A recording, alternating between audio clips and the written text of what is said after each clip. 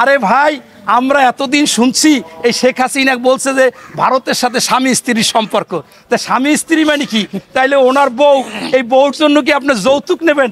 যৌতুক নিলে আপনি পাগল ছাগল তো জানেন যে শেখ হাসিনার সাথে তো আনুষ্ঠানিক বিয়ে হয় না।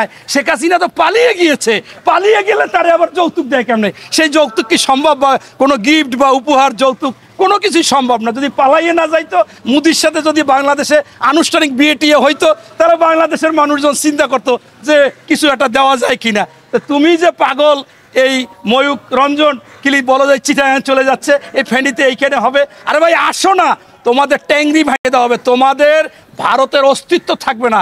তোমরা যে ফকির, ভিক্ষা করতে চাও, বাংলাদেশ থেকে অর্থ নিতে চাও, তোমাদের বাংলাদেশের লোকজন চাকরি করে। ইতিমধ্যে আপনারা দেখেছেন ভারতের টেলিভিশনগুলো দেখাচ্ছে পেঁয়াজ পচে গেছে, আলু পচে গেছে। আরে বাংলাদেশের মানুষ এরা সাহসী, এরা ইমানি। বাংলাদেশের 93% মুসলমান, এদের ইমানি শক্তি আছে। তোদের পেঁয়াজ আর খাবে না, তোদের আলু আর খাবে না, তোদের পেঁয়াজ আলু পচবে, কৃষকের মাথায় হাত হবে, তোরা ওখানে কাঁদবি। অলরেডি কান্নাকাটি শুরু করে দিয়েছে, কারণ ওই পেঁয়াজ পচে যাচ্ছে, আলু পচে যাচ্ছে। তারা সরকারের বিরুদ্ধে অবস্থান নিয়েছে যে কেন তোমরা এই সমস্ত করলা। আরে ভাই, আলু ইতিমধ্যে বাংলাদেশ থেকে সিদ্ধান্ত নিচ্ছে, পেঁয়াজ সিদ্ধান্ত নিচ্ছে কোন কোন দেশ থেকে আনবে। চায়না থেকে আনবে, আপনার জার্মানি থেকে আনবে, যেখান থেকে আনবে সেই নামে পাকিস্তান থেকে আনবে, কিন্তু ভারতের নাম নাই। এই ভারতের নাম নাই, এই জন্য পররাষ্ট্র সচিব আসছে একটা টিম নিয়ে, যে বাংলাদেশকে কোনো রকম হাত পাও ধরে টরে তেল তুলা দিয়ে টিয়া, পাও ধরে যে ভাই মাফ চাই, ক্ষমা করে দাও, ভুল হয়ে গেছে। ওই যে শুভেন্দ্র অধিকারী, ওটা একটা পাগল, ওটা একটা ছাগল, ওটা আমাদের দলে নাই, এ যা বলছে এটা আমাদের রাষ্ট্রীয় কথা না। কিন্তু বাংলাদেশের মানুষ স্পষ্টভাবে জেনে গিয়েছে যে এইটা কোনো ব্যক্তি বা দল করেনি। ওই দেশের মোদি সরকার এবং এখানে যারা মমতা, এনারা স্পষ্টভাবে বলেছিল যে বাংলাদেশে হিন্দু নির্যাতন হচ্ছে। আসলে বাংলাদেশে কোনো হিন্দু নির্যাতন হচ্ছে না। এইটা শেখ হাসিনাকে প্রবেশ করাবার জন্য, এই দেশে খুনি হাসিনা, ওই গণহত্যাকারী হাসিনাকে আনার জন্য, তাদের সুবিধার জন্য তারা রাষ্ট্রীয়ভাবে বলেছে, এমনকি যুক্তরাজ্যকেও বলেছে। তাই আমরা মনে করি রাষ্ট্রীয়ভাবে যেহেতু বলেছে, এদেরকে আর ক্ষমা করা যায় না। এবং বাংলাদেশে কোনো অরাজকতা নাই, ওরা শুধুমাত্র নিজেরা বাংলাদেশে অস্থিরতা বাড়াতে চায়। এটা বাড়িয়ে চিন্তা করে আর্মি আসুক, এটা আসুক, ওটা আসুক, যাই আসুক, এই সরকার বা বিএনপি বা বিরোধী দল যারা ছিল এরা যাতে না থাকতে চায়। যে চিকিৎসকরা বলেছিলেন যে বাংলাদেশে যদি চিকিৎসা নিতে আসে রুগীদেরকে অবশ্যই আমাদের পতাকা প্রণাম করতে হবে, এখন দেখে যে প্রণাম তো দূরের কথা, তাদের ভিক্ষার থালা নিয়ে বসতে হবে যদি বাংলাদেশের রুগীরা না যায়। আজকের যে বিষয়, যে আমাদের বাংলাদেশের অন্তর্বর্তীকালীন সরকারের প্রধান উপদেষ্টার সাথে একটি সভা বা আলোচনা 27টি রাষ্ট্রদূতের সাথে, ইউই অন্তর্ভুক্ত 27টি দেশের 27 জন রাষ্ট্রদূতের সাথে তিনি বৈঠক করতেছেন। এটাও ভারতের কিন্তু মাথা নষ্ট। ভারত যেমন দেখে পাকিস্তানের জাহাজ আসলেই তারা আর ঠিক থাকতে পারে না, ওখানেই তাদের মনে হয় যেন মৃত্যুবরণ হয়ে গেছে। আজকে আমাদের প্রধান উপদেষ্টার সাথে ইউইর 27টি দেশের 27 জন সম্মানিত রাষ্ট্রদূত যে আলোচনা করতেছেন, সেটা বাংলাদেশকে নিয়ে, বাংলাদেশের অগ্রগতি, উন্নয়ন এবং বাংলাদেশকে ঘিরে বাংলাদেশের পাশে তারা আছেন, বাংলাদেশের পাশে থাকবেন, ঐক্যবদ্ধভাবে তারা এই চিন্তাভাবনা করেছেন। তাতে আপনারা দেখেছেন যে এটা সকলের কাছে একটা প্রশংসনীয় হয়েছে এবং বাংলাদেশের কাছে না, শুধু সারা বিশ্বের কাছেও গ্রহণযোগ্য হয়েছে। এরপরে আপনারা দেখেছেন যে বাংলাদেশে একটা দেশ থেকে একজন পররাষ্ট্র সচিব এসেছে, আমরা কয়েকদিন আগেই শুনেছিলাম, এবং সেই দেশের অবস্থা যে খুব খারাপ, তাদের যে লাল বাতি জ্বলবে সেইটা তারা বুঝেছে। সেইটা হচ্ছে পার্শ্ববর্তী দেশ ভারত।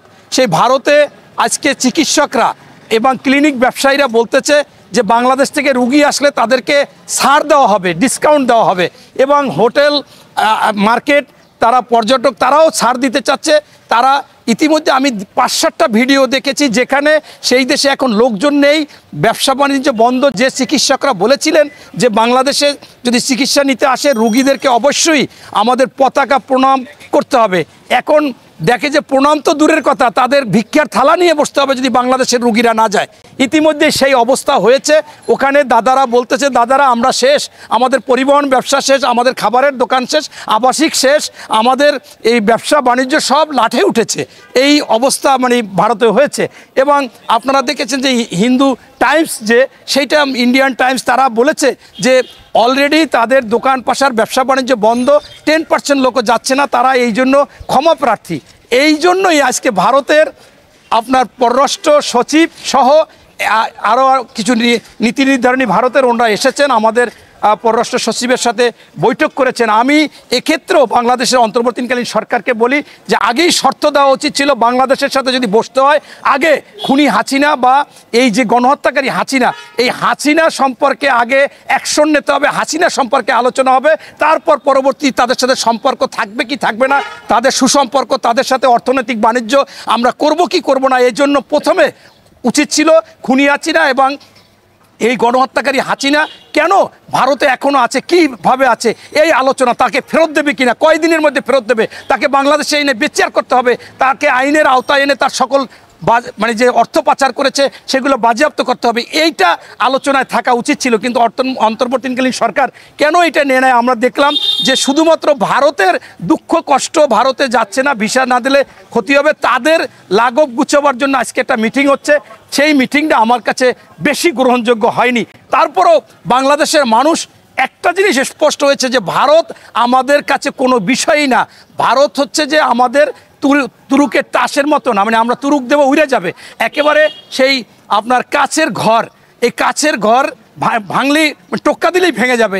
এটাই ভারত যেটা মনে করেছিল যে বাংলাদেশকে দেশে শক্তি বিনিয়োগ করবে বা শক্তি প্রয়োগ করবে বাংলাদেশকে, যেমন সেইটা আর বাংলাদেশে হবে না। আপনাদের মাধ্যমে বাংলাদেশের প্রত্যেকটা মানুষকে বলি, এবং ইতিমধ্যে তারা জেনে গিয়েছে যে বাংলাদেশ একা না, বাংলাদেশের পাশে, ভারতের পাশে যে সমস্ত দেশ আছে, মালদ্বীপ, শ্রীলঙ্কা, নেপাল, ভুটান, এই বার্মা, পাকিস্তান, সব দেশ বাংলাদেশের পক্ষে, অর্থাৎ ভারতের পক্ষে কেউ নাই। আজকে যদি ভারত কোনো রকম উদ্যোগ নিতে বাংলাদেশে, ওই যে একটা পাগল গরু খায় নাকি, এখন বলেছে যে সে শুভেন্দ্র অধিকারী, সে নাকি শাহাবুদ্দিন ভদ্রলোক মুসলমানের বাড়ি গিয়ে ঈদের দিন বড় বড় কোরবানির সময় বড় বড় 3টা বাটি বইরা গরু খাইছে, আবার টিফিন ক্যারিয়ার নিয়েছে, অথচ সে সনাতন ধর্ম। তার লোকেরা বলতেছে মানে কি, মানে হচ্ছে যে এগুলো পাগল ছাগল, এই পাগল ছাগল বিভিন্ন কথা বলবে, এইগুলো বাংলাদেশে কোনো জায়গায় প্রচার করা যাবে না, এবং এইটা স্পষ্ট করতে হবে। এরপর আমি নতুন করে একটা ছাগল না পাগল দেখছি দৌড়াদৌড়ি করে, আপনাদের সাংবাদিকদের মান সম্মান শেষ করছে। আপনারা কেন সাংবাদিকরা এই পাগলটা, এই ছাগলটা, উন্মাদটা, এটা কোনো সময় হতে পারে না আপনাদের সাংবাদিকদের। সেটা হচ্ছে যে ওই যে